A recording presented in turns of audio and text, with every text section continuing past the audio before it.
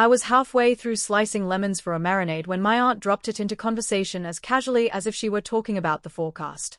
Sweetheart, the wedding happened last week. My head snapped up. What? She blinked slowly, her eyes full of pity. You didn't know? The knife froze mid-A. My brother's wedding was already over, and I'd never received a save the date, a phone call, a message, not even a stray text. I placed the knife on the counter. We'd once been more than siblings, we'd been partners in crime.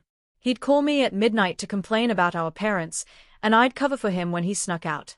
He'd sat with me by the lake, a bottle of whiskey and a stack of firewood between us, as I nursed my first broken heart. When he met Claire, I was the first person he told. He called her someone serious. She embraced me like we were already family. I welcomed her completely, never noticing the blade hidden behind her warm smile. The distance started quietly.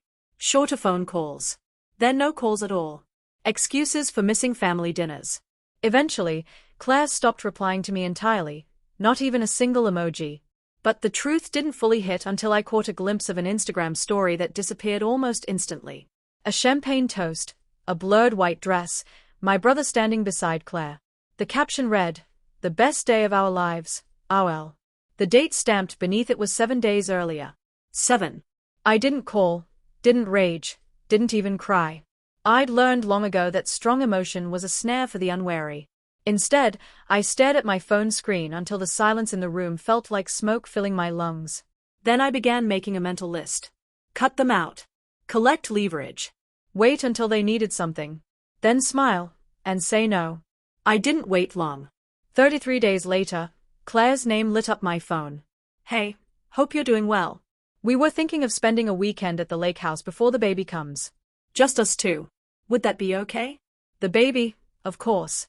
That explained the rush. The lake house wasn't family property. It was mine, left to me by our grandfather. My sanctuary. My retreat. My silence. They knew what it meant to me. They assumed I would still say yes. They were wrong. I wasn't the girl who would cry over being excluded from a wedding. I was the woman who rewrote the guest list entirely. Step 1. Control the story. I invited my aunt and cousins to spend a weekend at the lake. They laughed on the dock, sipped wine by the fire pit, took plenty of pictures. I posted one subtle shot, enough to be noticed without explanation. Step 2. Legal clarity. I hired a lawyer to draft a polite but firm no trespass notice, sent directly to Claire and copied to my brother. Step 3. Cut to the bone. I replied to Claire's message, "Hey, Claire. Hope you're well. The house isn't available. Congratulations on everything, though." Nothing more. Later, my aunt told me Claire cried. My brother was furious. They called me selfish. Good. A week later, they arrived at my door unannounced, exactly as I expected. I opened it slowly, coffee in hand, steady as winter ice. "We didn't invite you because we thought you wouldn't come," Claire blurted, her tone defensive. One hand rested protectively on her stomach. My brother stayed silent, his jaw tight. "You assumed I wouldn't come." I asked evenly. "So you decided not to ask." "It was last minute, small family only," she said.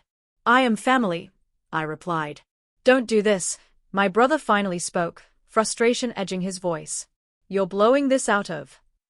"No," I interrupted. "You already did. You made your choice. Now I've made mine."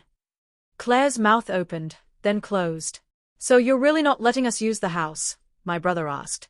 I took a slow sip of coffee. "You didn't think I'd attend your wedding. Why would you think I'd open my home?"